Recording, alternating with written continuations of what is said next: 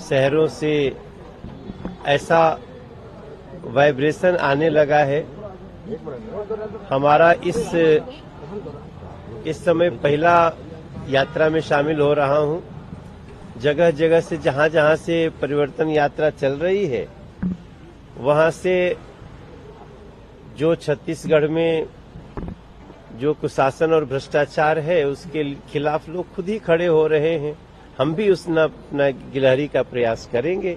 अपनी भारतीय जनता पार्टी का सरकार आए और जो नरेंद्र मोदी जी की और भारतीय जनता पार्टी की उनके कार्यशैली का जो फल है, जो वो छत्तीसगढ़ को भी मिले, ऐसा हमारा प्रयास है। मध्य प्रदेश में जो लिस्ट जारी हुई है उसे लेकर भूपेश बघेल का कहना है कि मध्य प्रदेश में कांग्रेस जीत रही है, बात हार रही है, इसलिए सांसदों को जो टिकट को बढ़ावा दे रहे हैं और छत्तीसगढ़ को भी लेकर कहा है कि छत्तीसगढ़ में भी शायद इनके पास चेहरे नहीं है, इसलिए सांसदों को अब विधायक चुनाव लड़ाने की तैयारी में है। तो सांसद के लोग अगर विधानसभा का चुनाव लड़ रहे हैं तो ये तो हम उसको बहुत गंभीरता से ले रहे हैं।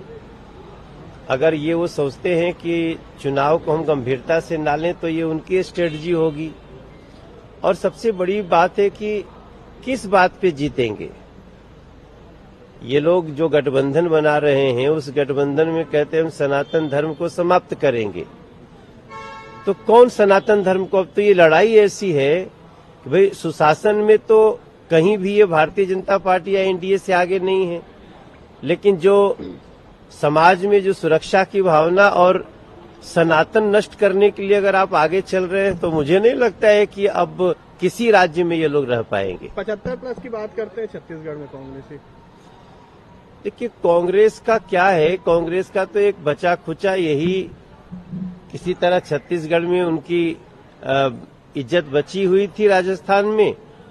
अब जो इनका कर्म है उसके आधार पे वो भी चला जाएगा। प्रधानमंत्री नरेंद्र मोदी जो बयान था कांग्रेस के शहरी नक्सली वाला, उसको लेकर मुख्यमंत्री बोले हैं कि कांग्रेस मुक्त भारत का बात कर रहे थे, अब कांग्रेस भारत में बीजेपी को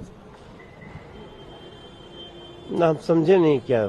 प्रधानमंत्री ने कहा था कि नक्सली गतिविधियों को और बाकी चीजों को लेके कि कांग्रेस मुक्त भारत करना है, और मुख्यमंत्री ने कहा है कि हम बीजेपी मुक्त भारत करेंगे। अभी देखिए, हम तो कहीं देख रहे थे किसी कार्यक्रम में मुख्यमंत्री जी के सामने ही कोई कह रहा था कि भाई आपका ओवर कॉन्फिडेंस आपका एक्सीडेंट कराएगा, राजनीतिक एक्सीडेंट। तो ये ओवर कॉन्फिडेंस इनका यही तो हर जगह इनको समाप्त किया है। छत्तीसगढ़ को उसका हक मिलना चाहिए जो भारतीय जनता पार्टी दे सकती है। एक सेकंड